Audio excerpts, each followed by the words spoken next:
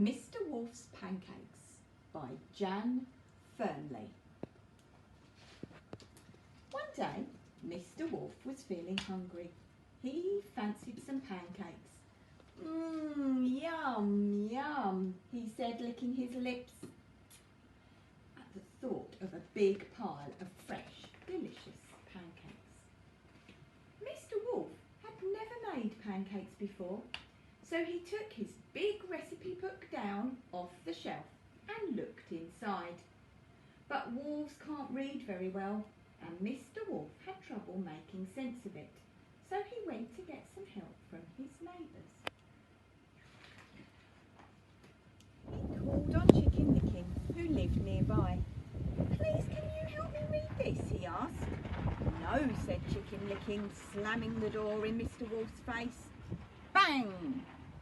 "Oh dear," sighed Mr. Wolf. He sat down, slowly read the book and worked out what he needed, all by himself. Mr. Wolf looked in his cupboard for the ingredients, but he couldn't find anything he needed. "I'll go to the shop," he decided, and he settled down to write a list. But wolves aren't very good at writing, so Mr. Wolf called on Wee Willie Winkie. "You're very clever," said Mr. Wolf. "Can you help me write my shopping list, please?" "No," said Wee Willie Winkie. "Go away," and he slammed his door. Bang! "There's no need to be like that," said Mr. Wolf quietly. Mr. Wolf sat down again and tried very hard with his writing until he had made his shopping list all by himself. Now he needed to count his money to make sure he had enough. But wolves aren't very good at counting, so he went to the gingerbread man for some help. "Can you help me count my money, please?" he asked politely. "No, I'm too busy to bother with you," said the gingerbread man, slamming his door. So poor Mr. Wolf had to sit down and count his money. It took him a long time, and he had to check it 3 times before it was right. But he did it all by himself.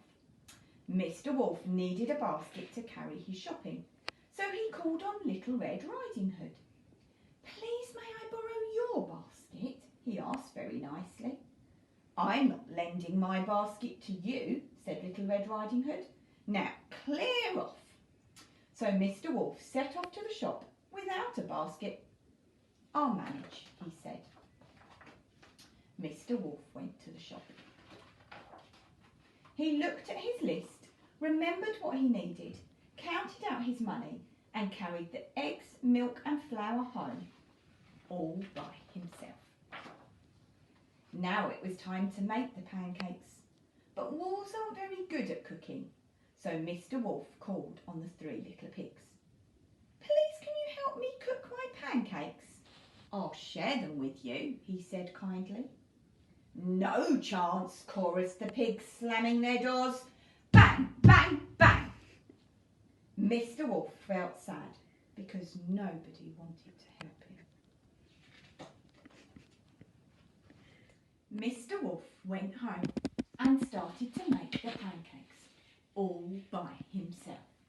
Soon there was a huge pile of delicious pancakes on the table, all ready for eating. Now, as Mr. Wolf had been making his pancakes, a lovely smell had drifted out of the kitchen.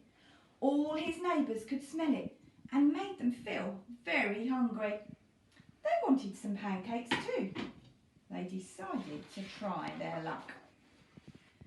So they knocked on Mr. Wolf's door. "Give us some of your pancakes," said the rotten lot.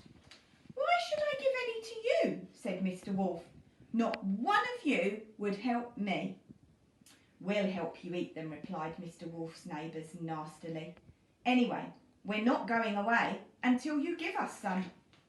Mr. Wolf thought very hard for a moment. There was only one decent thing to do. "Oh, very well then," he sighed. "You'd better come in." Mr. Wolf opened the door wide and whoosh. His greedy neighbours rudely pushed him aside and dashed down the hall. Mr. Wolf shook his head, shrugged his shoulders, followed them into the kitchen, and when they were all in, Mr. Wolf gobbled them up.